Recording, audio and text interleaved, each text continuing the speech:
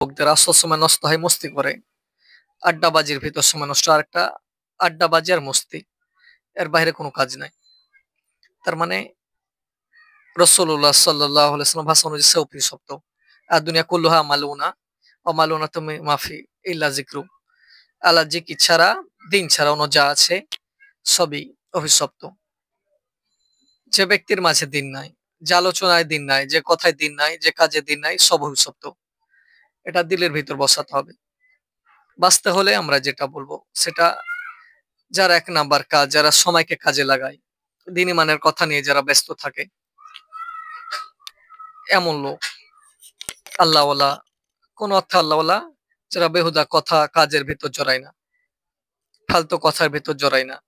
এদের কাজ শুধু আল্লাহর কথা বলা। ওরা খেলার কথা বলে, আমরা আখিরাতের কথা বলবো। আমরা দিন ইমানের কথা বলে, একামতে দিনের কথা বলি। এমন লোক খুঁজে বাহির করতে হবে। যে লোক তার সময় এবং তার মেধা, তার সবকিছু আল্লাহর দিনের জন্য এমন লোককে খুঁজে বাহির করতে হবে। দুনিয়া কামায় যেমন করার জন্য মানুষ চাকরি লাগে দাঁড়ে ঘুরে, এমন মানুষকে তালাশ করে সব জায়গায় খুঁজে বাহির করতে হবে। এর কাছে গেলেও রুচিবোধ দিলের মধ্যে আসতে থাকে। দ্বিতীয় যেটা, নেক কাজ লোকে যদি সময় থাকে তাহলে তার হাতে পায়ে ধরে আমি আমি আমার যে অবসরগুলো, যেখানে ফালতু কথা কাজের ভিতর যাই, অবসরগুলো একটা রুটিন করব সুন্দর করে, যাতে ব্যস্ততা কাটে। আজকে আমি যে মুসলিম উম্মাহ, পবিত্র কোরআনের যে নিয়ামত রাসূল সাল্লাল্লাহু আলাইহি ওয়াসাল্লাম সাহাবায়ে সবাই কিছু না কিছু কোরআনের ১০ পারা কেউ ৫ পারা হিফজ করেছে। আমি জীবনে অন্ততপক্ষে এতটুকু টার্গেট নেই যে ৫ পারা পড়বো। আমাদের দেশে যে হাফেজ পুরা সে হাফেজ, পুরাপুরি উসুল না। অন্তত পক্ষে প্রত্যেক বছর মানে ১০ পারা, ৫ পারা, ১৫ পারা, ২০ পারা সমর্থ অনুযায়ী পড়া দরকার। আমি এ কোরআন বুকে ধারণ করি। এ কোরআন অনুযায়ী জীবন চালাই। তা একটা রুটিন করি। এ কোরআন আমি ১০ পারা ইয়াদ করব। কোরআনের তাফসীর পড়ব। অধীনে থেকে কারো সময়টা কোন সময় কোন কাজে লাগবে এটা রুটিন করলে আমার সময়টা কাজে লাগবে। এই রুটিনটা নিয়মিত দেখাতে থাকি। আল্লাহওয়ালা নেককার আজকে এই পেজটা পড়েছি। আজকে আমি কোরআনের তর্জমা পড়েছি। অবশ্যই যদি অবসর কাটাই তাহলে আমার ঝামেলা হবে ফালতু কথায় কাজে। আর যদি রুটিন করে নিই, রুটিন একবার নিয়মিত আমার জন্য জরুরি দেখানো। যেমন খানা খাই, না খাইলে কষ্ট হয়। ঘুমাই, নিয়মিত যদি না ঘুমাই, অন্য সময় তো মানুষ ঝিমাইতে থাকে, না ঝিমায় না। এই যে এটাকে যে আমি কাজ বানিয়ে নিয়েছি, ঘুমখানা, চাকরি পড়ালেখা, তা আমার আখেরাতটাও বানাও এটা কাজ। এটা আমার কাজকে বানাতে হবে।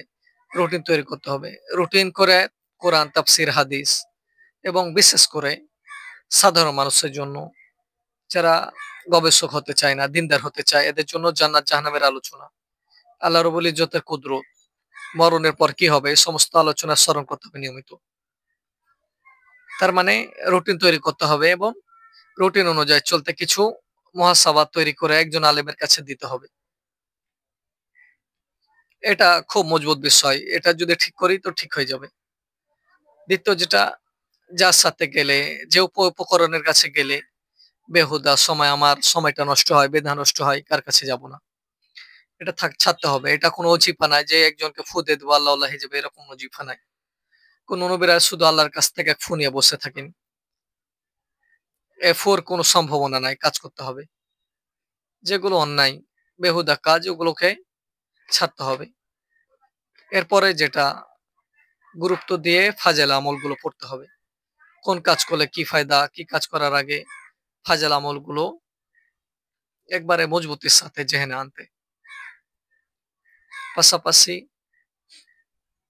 পাশাপাশি সবসময় সে যে ভালো কাজ করছে, যারা বেহুদা কাজ করছে এদেরকে বেহুদা কাজের বিরুদ্ধে বলতে হবে। ভালো কাজ যদি দাওয়াত দিতে হবে।